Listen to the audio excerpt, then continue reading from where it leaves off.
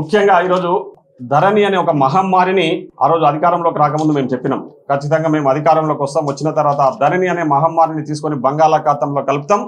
ప్రజలకు ఆమోదయోగ్యమైన, ప్రజలకు అన్ని రకాల కూడా రైతులకు ముఖ్యంగా అనుకూలంగా ఉండే చట్టాన్ని తీసుకొస్తామని ఆ రోజు మాట ఇచ్చినాం.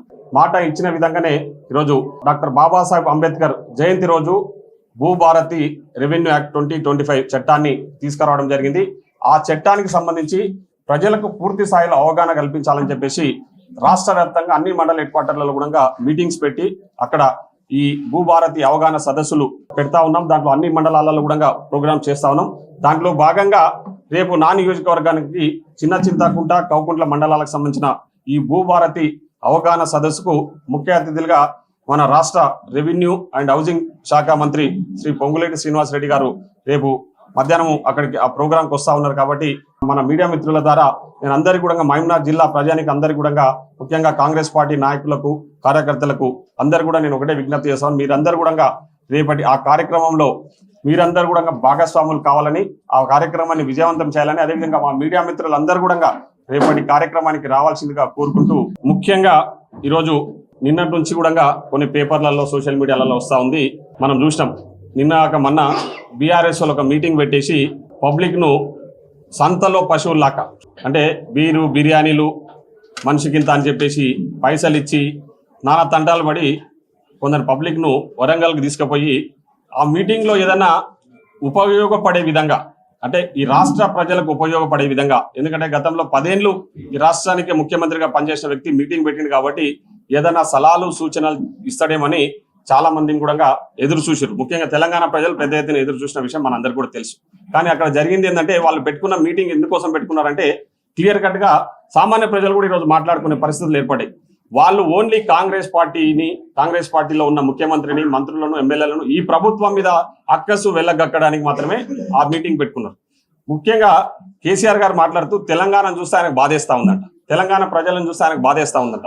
నేను అడుగుతా ఉన్నా ఈరోజు మా మీడియా మిత్రుల ద్వారా, మీకు ఎందుకు బాధేస్తా ఉంది? ఈరోజు కాంగ్రెస్ ప్రభుత్వం అధికారంలోకి వచ్చి పారదర్శకంగా ఎక్కడ అవినీతికి తావు లేకుండా పాలన చేస్తున్నందుకు బాధేస్తా ఉందా? మేము ఇచ్చిన హామీలు నెరవేరుస్తున్నందుకు బాధేస్తా ఉందా? ముఖ్యంగా మహిళా తల్లులకు ఈరోజు అరో దరిద్రం అని మాట్లాడిండు. అంటే మహిళల గురించి ఎంత తప్పుడుగా మాట్లాడిండో కేసీఆర్ గారు మీరు చూసిరు.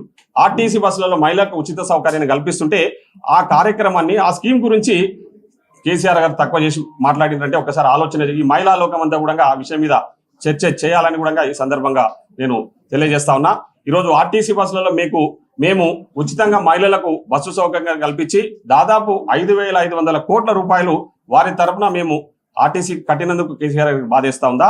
అదేవిధంగా 200 యూనిట్ల కరెంటు మేము సామాన్య ప్రజలకు బిలో పావర్టీ లైన్ కింద ఉన్న వాళ్ళందరికీ ఇస్తున్నందుకు కేసీఆర్ గారికి బాధేస్తా ఉందా?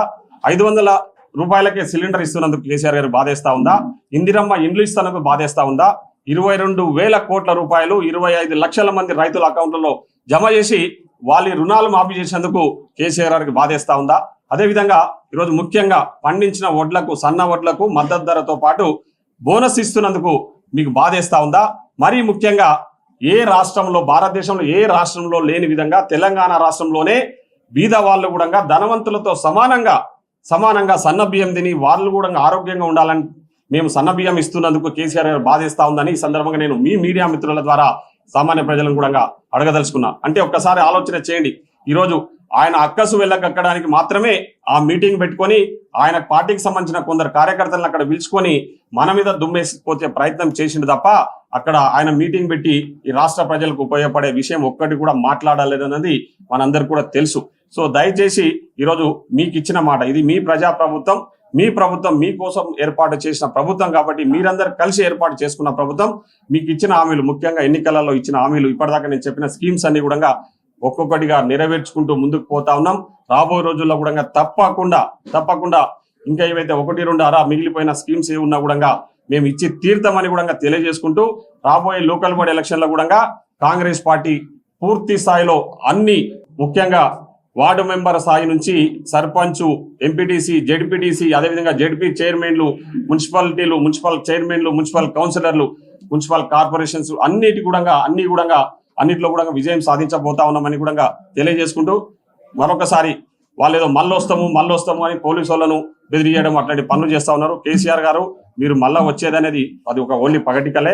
మీరెక్కడ వస్తారు, మీరు వచ్చే ప్రసక్తే లేదని కూడా ఈ సందర్భంగా తెలియజేస్తూ, తప్పకుండా ఈ 3.5 సంవత్సరాలు కదా కాంగ్రెస్ ఉండదు ఈ రాష్ట్రంలో అధికారంలో, ఆ 3.5 సంవత్సరాల తర్వాత వచ్చే ప్రభుత్వం కూడా కాంగ్రెస్ ప్రభుత్వం ఏర్పాటు చేస్తుంది 100 సీట్లతోన. తప్పకుండా మేమే మళ్ళా సెకండ్ టైం కూడా ఈ రాష్ట్రంలో అధికారంలోకి వచ్చి ప్రజల ఆకాంక్షల మేరకు పనిచేస్తామని చెప్పి తెలియజేసుకుంటూ సెలవు తీసుకుంటా ఉన్నాం. Thank you.